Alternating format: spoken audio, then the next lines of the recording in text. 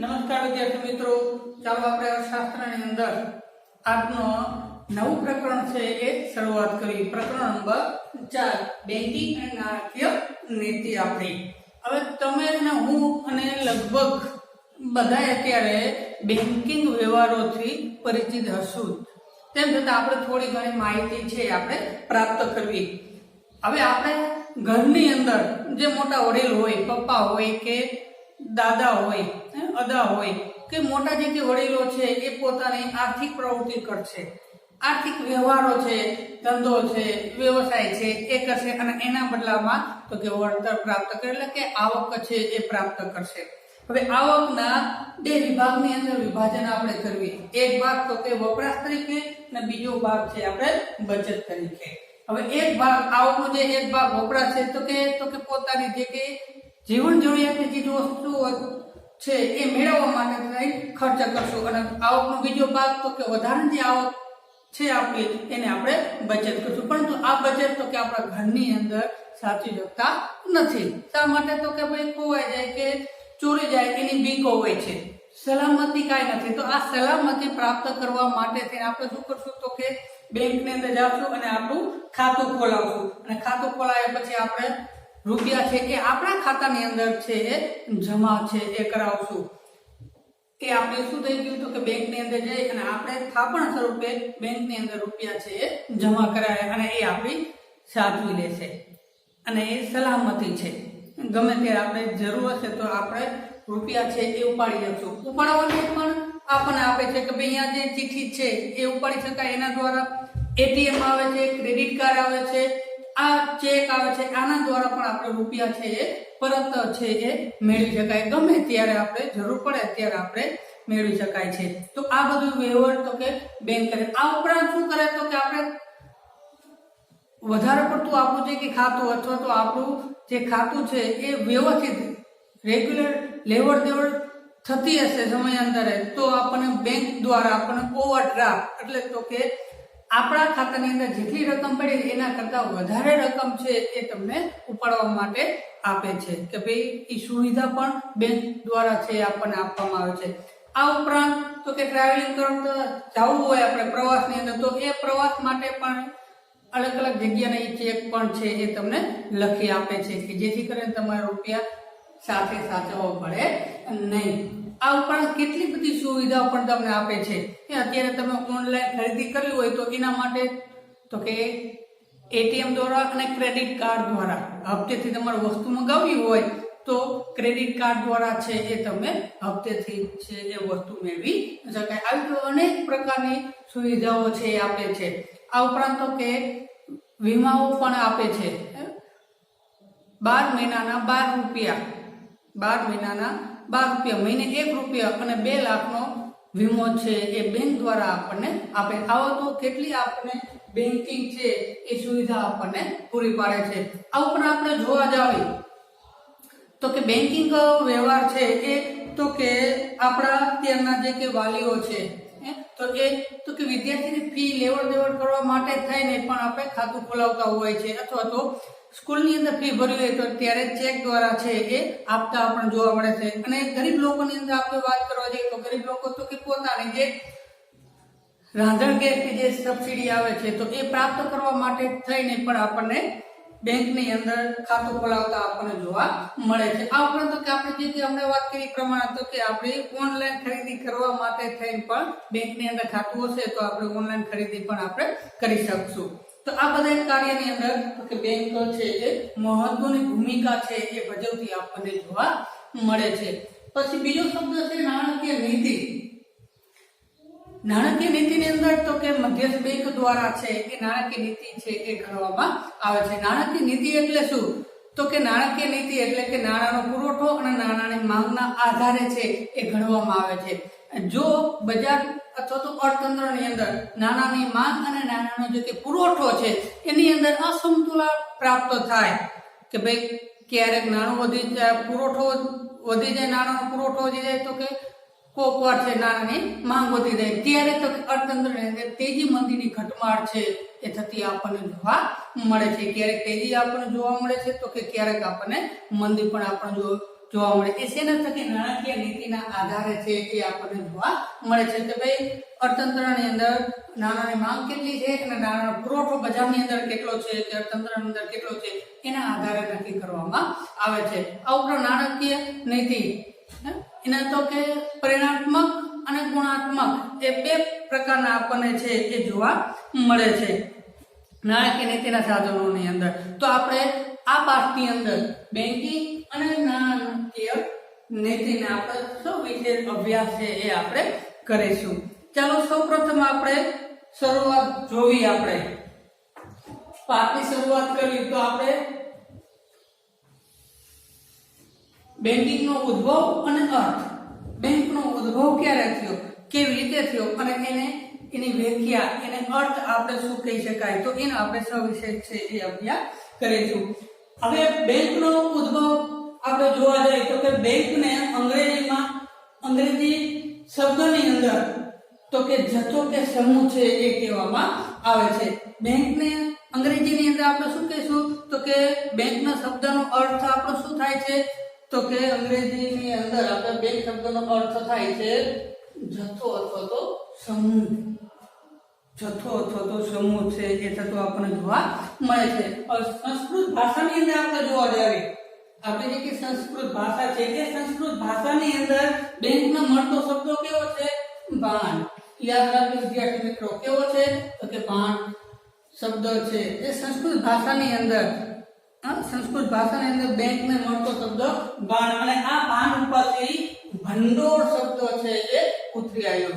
કયો શબ્દ ઉતરી આવ્યો છે કે સંસ્કૃતમાંથી ભાંડ છે એ ભાંડ શબ્દમાંથી ભંડોળ શબ્દ છે એ ઉતરી આવ્યો. અને આ રીતે ભાંડ શબ્દ છે એનો અર્થ શું થાય છે તો કે મૂડીનો જથ્થો. શું થાય છે વિદ્યાર્થી મિત્રો? મૂડીનો જથ્થો. યાદ રાખજો, એક વાક્યની અંદર પ્રશ્ન છે પૂછી શકાય કે ભાઈ સંસ્કૃત ભાષાની અંદર છે એ બેંકનો અર્થ અથવા તો શબ્દ કેવો છે તો કે ભાંડ અને એની ઉપરથી ભંડોળ અને ભાંડનો અર્થ શું થાય છે તો કે મૂડીનો જથ્થો. એક વાક્યની અંદર પ્રશ્ન પૂછાય તો કે ભાઈ સંસ્કૃત ભાષાની અંદર ભાંડ શબ્દનો અર્થ શું થાય તો કે મૂડીનો જથ્થો છે એ થતો આપણને જોવા મળે છે. હવે આ આપણે જોવા જાવે તો અંગ્રેજીની અંદર આપણું બેંક શબ્દ કેવો છે? અંગ્રેજીની અંદર આપણો બેંક શબ્દ છે. તો આ બેંક શબ્દ છે ક્યાંથી ઉતરી આવ્યો છે તો કે ફ્રાન્સની અંદર કયો શબ્દ વપરાય છે? બેંકા. કેવો શબ્દ વપરાય છે? બેંકા. અને ઇટાલીની અંદર બેંક્યુ. બેંક્યુ શબ્દ છે અને એ તો કે એની ઉપરથી આપણો બેંક શબ્દ છે ઉતરી આવ્યો. અંગ્રેજીની અંદર જે આપણે બેંક કેવી એ ફ્રાન્સમાંથી બેંકા અને ઇટાલીમાંથી બેંક્યુ શબ્દ ઉપરથી આપણો બેંક શબ્દ છે એ ઉતરી આવ્યો આપણને જોવા મળે છે. આમ આપણે જોવા જાવી વિદ્યાર્થી મિત્રો તો કે અગાઉના સમયની અંદર જે આપણી બેંક શબ્દ છે એ તો કે અગાઉના પ્રાચીન સમયની અંદર જે કે વ્યાજ સરાફો એ તો કે પોતાની ઢળતી પાટલીના આધારે કેવી તો કે ઢળતી પાટલી હોય એની ઉપર આ રીતે લેવડ દેવડ છે એ કરતા આપણને જોવા મળતા હતા. નાની લેવડ દેવડ એની પર ઢળતી બેંક પાટલી તો એને તો કે ઇંગ્લિશમાં આપણે બેંક શબ્દ છે એ આપણે કહેવી છે અને એને લેવડ દેવડ છે એ થતી આપણને જોવા મળે છે. અને જુદા જુદા પ્રદેશની અંદર નાણાંની હેરફેર પણ કરતા આપણને જોવા મળે છે. આમ પાટલી બેંક પરના નાણાંની ફેરફાર થતી હોવાથી બેંક શબ્દ અંગ્રેજીની અંદર છે એ ઉપયોગ થવા લાગ્યો. ઢળતી પાટલી એટલે આપણી બેંક. એ બેંકના આધારે આપણો અંગ્રેજી શબ્દની અંદર બેંક તરીકે શબ્દો છે એનો પ્રયોગ છે એ ત્યારથી શરૂઆત થઈ જોવા મળે. આમ જોવા જાય વિદ્યાર્થી મિત્રો તો કે આ પ્રાચીન સમયથી અંદર આ રીતે સરાફો છે એ ઢળતી પાટલી ઉપર નાણાંની લેવડ દેવડ કરતો હોવાથી ત્યારથી બેંક શબ્દો છે એ ઉતરી આવ્યો છે. પછી આપણે જોવા જઈએ તો કે આમ આપણે કહી શકાય કે બેંક શબ્દને નાણાંના ભંડોળ સાથે સંબંધ છે. કોની સાથે સંબંધ છે? આમ કહી શકાય કે બેંક શબ્દને બેંક છે એને કોની સાથે લેવડ દેવડ છે તો કે નાણાંના ભંડોળ સાથે. નાના જે ભંડોળ પડેલું છે આપણું, તો એની સાથે સંબંધ ધરાવેલો આપણને જોવા મળે છે. હવે વાત કરવા જાય તો કે વિશ્વની અંદર સૌપ્રથમ બેંક ક્યાં સ્થાપવામાં આવી? યાદ રાખજો વિદ્યાર્થી મિત્રો, આપણે એક વાક્યની અંદર પ્રશ્ન પૂછાય કે ભાઈ વિશ્વની અંદર સૌપ્રથમ બેંક કયા દેશની અંદર સ્થાપવામાં આવી હતી? તો કે સ્પેનમાં. ક્યારે? તો કે 1401 ની અંદર. 1401 ની અંદર અને એ સ્થાપવામાં આવી અને ત્યારે એનું નામ શું હતું? પેલું બેંક ઓફ ધ બાર્સિલોના. આ એક પ્રશ્ન એક માર્કની અંદર પણ પ્રશ્ન પૂછી શકાય કે ભાઈ વિશ્વની બેંક ક્યાં સ્થાપવામાં આવી? તો કે સ્પેનમાં. અને ક્યારે? તો કે 1401 અને બેંકનું નામ તો કે બેંક ઓફ બાર્સિલોના. આ યાદ રાખવાનું સૌથી મહત્વનું ગણાઈ શકાય છે. ત્યારથી જ આપણું નાણાં ચલણ તરીકે વિશ્વની અંદર જ્યાં બેંક સ્થપાઈ ત્યારથી જ આપણું નાણું છે એ સ્વીકૃત પામ્યું. ત્યારથી નાણાંનું કાર્ય ફક્ત આપણે જે આગળ નાણાંના કાર્ય આપણે જોયા હતા તો કે ભાઈ વિનિમયના માધ્યમ તરીકે અને મૂલ્યના માપદંડ તરીકે પૂરતું રહેતું નથી, પરંતુ તો કે અગાઉના જે કંઈ ચૂકવણી બાકી હોય, સોદાઓ બાકી હોય તો એનું પતાવટનું કામગીરી પણ છે એ આપણને કરતો આપણને જોવા મળે છે. ભવિષ્યને જે કંઈ સોદાઓ કરવા હોય તો એનું પણ આપણે આપણું કામગીરી છે, નાણાંનું કામગીરી જ્યારથી આપણે બેંક આવ્યું ત્યારથી તો કે ભાઈ ખાલી વિનિમયના માધ્યમ તરીકે જ નહીં કે ભાઈ સંગ્રહ તરીકે જ નહીં, પણ જે ભવિષ્યની જે કંઈ ચૂકવણી બાકી છે તો એનું સાધન તરીકે પણ આપણું કામગીરી છે એ નાણું કરતું આપણને જોવા મળે છે. આમ નાણાંનો જે કંઈ આપણો બેંકની સ્થાપના થઈ એટલે નાણાંની લેવડ દેવડ છે એ સવિશેષ વધતું ગયું. નાણાંની લેવડ દેવડ છે એ વધતું જતું હોવાના કારણે તો કે નાણાંના મૂલ્યની જાળવણીનો પ્રશ્ન આપણને થયો. લેવડ દેવડ વધારે થાય તો આપણે નાણાં સ્વાભાવિક રીતે છે તો કે ભાઈ આપણે રૂપિયા સાચવવાનું, નાણાં જાળવવાનું તો એની પાસે મુશ્કેલ ભેડો આપણને જોવા મળે છે. આમ નાણાં આધારિત અર્થતંત્રમાં નાણાંની સાચવણી, તેને હેરફેર અને તેની મૂલ્યની જાળવણી માટે કોઈ પણ સંસ્થાની જરૂર પડી હતી. નાણાંની આપણી પાસે વધારે પડતી હતી, એને સાચવવાની, હેરફેર કરવાની, આ બધીની ટૂંકની અંદર તો કે આ સાચવવાની, હેરફેર કરવાની આપણી પાસે ઘણી બધી મુશ્કેલી હતો. તો એના માટે એક જ ઉપાય આપણો હતો. કયો ઉપાય હતો? તો કે બેંકની જરૂરિયાત હતી આપણે, તો એ જરૂરિયાત આપણે પૂરી પાડી શકીએ આપણી બેંક. હવે આપણે બેંકનો અર્થ, બેંક એટલે શું તો કે આપણે બેંકનો અર્થ આપણે જોઈએ, ઉદ્ભવ જોયો કે ક્યાં આપણે બેંકનો ઉદ્ભવ થયો હતો. હવે બેંકનો અર્થ આપણે જોઈએ તો કે બેંકિંગની સેવા આપતી સંસ્થા એટલે બેંક. હવે બેંકિંગની સેવા આપતી બેંક એટલે તો કે એને આપણે બીજી બે વ્યક્તિના આધારે છે એ કહી શકાય. પહેલી તો છે કે બેંકિંગની સેવા આપતી સંસ્થા એટલે આપણી બેંક. પણ એટલે તો કે માંગવામાં આવે એટલે નાણાં પરત આપવાની શરતે. શું? તો કે નાણાં માંગવામાં આવે અને પરત આપવાની શરતે આપણે નાણાં આપણે આપેલા હોય, આપણે બચતો તરીકે આપણે થાપણો સ્વરૂપે આપણે બેંકની અંદર જમા કરાવી હોય, પરંતુ માંગવામાં આવે એટલે નાણાં પરત આપવાની શરતે ધિરાણ કરવાના હેતુથી બચતો એકત્રિત કરતી સંસ્થાને બેંક કહેવામાં આવે છે. આપણે થાપણો છે એ મૂકી હોય અને આપણે જ્યારે માંગવા જાવી ત્યારે આપણને પરત કરે આપે એ જે કામગીરી કરે છે એને આપણે શું કહીશું? બેંક તરીકે આપણે ઓળખવામાં આવે છે. તો કે લોકોના જે કે ધિરાણ અને બચતોને એકત્રિત કરતી જે કે સંસ્થા છે, આપણે એમને કેટલા એવા વ્યક્તિઓ છે મોટા ભાગના તો એ બધા તો કે પોતાની બચતો અને ધિરાણો છે એ બેંકની અંદર મૂકવા જાય, એને એકત્રિત કરતી સંસ્થા અને જ્યારે માંગવામાં આવે ત્યારે આપણને પાછા આપે. આપણે જરૂર હોય ત્યારે આપણે મેળવવા જાય અને આપણી પાસે વધારે પડતા રૂપિયા આવી ગયા, સાચવવું ન પડે એટલે આપણે પાછા બેંકની અંદર જમા કરે. આપણે જવાય બીજા જાય એ બધાને તો કે એકત્રિત કરે છે. એકત્રિત કરતી સંસ્થા એટલે આપણી બેંક છે.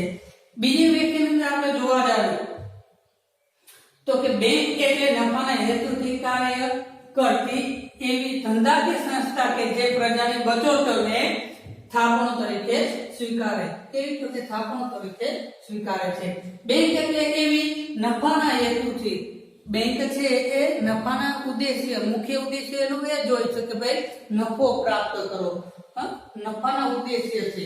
નફા વિના કોઈ પણ કામગીરી, કોઈ પણ સંસ્થા છે પેઢી છે એ કામગીરી કરતી નથી. જો એ કામગીરી કરે તો એ કેવું કહેવાય? બિન આર્થિક પ્રવૃત્તિ, સેવાકીય પ્રવૃત્તિ. પરંતુ જે કે બેંક છે સંસ્થા પેઢી, તો કે નફાના ઉદ્દેશ્ય કાર્ય કરતી એવી ધંધાકીય, કેવી તો કે ધંધાકીય સંસ્થા છે જે પ્રજાની બચતોને થાપણ તરીકે સ્વીકારે છે.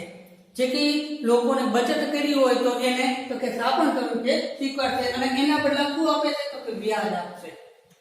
આપણે જે કે બચતો છે એ બચતો તો બેંકની અંદર આપણે જમા કરશું અને એ નાની પડે એટલે આપણી બચતો એ લઈએ છે. એ આપણે બચતો લે છે એટલે એના બદલે શું આપણને આપે છે? તો કે વ્યાજ આપણને છે એ વ્યાજ આપે છે. તે થાપણો સાચવે છે. એ શું કરશે? આપણી થાપણોને સાચવી રાખશે.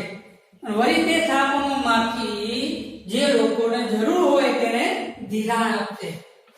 આપણે જરૂર નથી એટલે આપણે થાપણ સ્વરૂપે છે, થાપણ સ્વરૂપે આપણે બેંકની અંદર જમા કર્યા પછી એને સાચવશે અને આપણને એટલું વ્યાજ આપશે. અને વળી જે થાપણોમાંથી જેને જરૂર હોય એને શું કરશે? જે લોકોને જરૂર હોય એને ધિરાણ છે એ આપે. અને ધિરાણ સામે શું કરશે? તો કે વ્યાજ વસૂલ કરશે. શું વસૂલ કરે છે? વ્યાજ વસૂલ છે એ કરે છે. આપણે થાપણ આપી તો આપણને વ્યાજ આપશે અને જે લોકોને જરૂર હતી તો એને શું કરશે? તો કે એને ધિરાણ આપશે અને ધિરાણ આપ્યા બદલ એની પાસેથી વ્યાજ છે એ વસૂલ કરશે. આ ઉપરાંત તો કે અતિરેક એટલે તો કે વધારે પડતું નાણાં દેશના વિકાસ માટે વિવિધ ક્ષેત્રોમાં રોકાણ પણ કરે છે. આ ઉપરાંત બેંક શું કરશે? તો કે અતિરેક એટલે કે વધારે પડતો દેશનો વિકાસ થાય એ માટે થઈ શું કરશે? તો કે અનેક ક્ષેત્રની અંદર મૂડી રોકાણ છે એ કરશે. દેશનો વિકાસ થાય એ માટે થઈ વિવિધ જે ક્ષેત્રો છે, મુખ્ય 3 ક્ષેત્રો આપણે પ્રાથમિક, ઉદ્યોગ અને સેવા ક્ષેત્ર, આ 3 ક્ષેત્રમાંથી યોગ્ય લાગે એની અંદર છે એ બેંક દ્વારા રોકાણ પણ કરતી આપણને જોવા મળે છે. મુખ્ય હેતુ આપણને શું જોવા મળે છે? તો કે મુખ્ય હેતુ એનો નફાનો હોય છે. આમ આપણે જોવા જઈએ ટૂંકની અંદર આખી વાત કરવા જઈએ તો કે આપણે જરૂર હોય, આપણે જ્યારે જરૂર હોય ત્યારે પરત આપે, જરૂર હોય ત્યારે આપણને પરત આપણને જે કે થાપણો સ્વીકારે છે એ એકત્રિત કરતી સંસ્થા એટલે બેંક. બીજી વ્યક્તિના આધારે તો કે એનો મુખ્ય હેતુ નફો છે. જ્યારે આપણે એવી સંસ્થા કે પ્રજાની બચતો છે એ થાપણો તરીકે સ્વીકારશે અને એની ઉપર વ્યાજ આપશે અને સાચવશે અને જે લોકોને જરૂરિયાત છે એ લોકોને તો કે ધિરાણ સ્વરૂપે છે એ આપશે અને એની પાસેથી વ્યાજ છે એ વસૂલ કરશે અને દેશના વિકાસ કરવા માટે થઈને વિવિધ ક્ષેત્રોની અંદર મૂડી રોકાણ પણ કરતી આપણને જોવા મળે છે. આમ જોવા જઈએ વિદ્યાર્થી મિત્રો, વ્યાજ એને ક્યાંથી આપશે? આમ જોવા જઈએ તો કે ભાઈ આપણે પ્રજા છે એ થાપણો આપે છે અને એના બદલામાં બેંક છે એ પ્રજાને છે કે નાગરિકોને છે એને વ્યાજ આપશે અને જ્યારે ધિરાણ આપે છે ત્યારે વસૂલ કરે છે. પરંતુ આ બે વસ્તુનો તફાવત માની લો કે ઉદાહરણ તરીકે જે વ્યાજ આપણને આપે છે, આ વ્યાજ આપે એ વ્યાજ કેટલા ટકા આપશે? તો કે 4% આપણને વ્યાજ આપશે. કેટલા ટકા આપે? તો 4%. આપણે રૂપિયા બેંકને આપ્યા, બેંક સાચવશે અને એના આધારે આપણને 4% વ્યાજ આપણને આપશે. કેટલા ટકા? તો કે 4% વ્યાજ આપણને આપશે. પરંતુ જ્યારે લોકોને જરૂર હોય ત્યારે ધિરાણ આપશે અને એના બદલામાં વ્યાજ વસૂલ કરશે. તો વ્યાજ કેટલું? તો કે 10% વ્યાજ વસૂલ કરશે. કેટલા ટકા? 10%. આપણને આપે કેટલા ટકા? તો કે 4% આપે અને આપણા જ રૂપિયા છે એ બીજાને જરૂર હોય ત્યારે તો કે એની પાસેથી 10% વ્યાજ, ઉદાહરણ તરીકે 10% વ્યાજ છે એ આપે છે એ વસૂલ કરશે. તો આ બે વચ્ચેનો તફાવત તો કે 6%નો. એ 6% ની શું થઈ ગયું? બેંકનો નફો. 6%. એ નફામાંથી તેના કર્મચારીઓ છે એનો પગાર ચૂકવવાનો, લાઇટ બિલ ચૂકવવાનું, જે કે ભાડે રાખેલી હોય તો એનું ભાડું ચૂકવવાનું, આ અનેક કાર્યો છે એ નફામાંથી કરતા આપણને જોવા મળે છે. એટલે આપણે અહીંયા જોયું. ચાલો આપણે બેંકનો ઉદ્ભવ અને એનો અર્થ આપણે આ છે જોયો. Thank you.